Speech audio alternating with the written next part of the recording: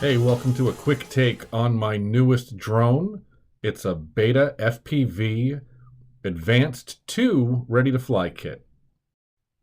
I've been flying drones for years, but the last couple years have been nothing but camera drones with GPS, and it's very fun, but it's not very exciting.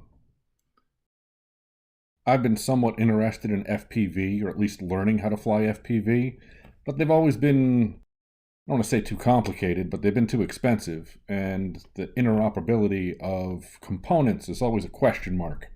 This kit takes all of that out.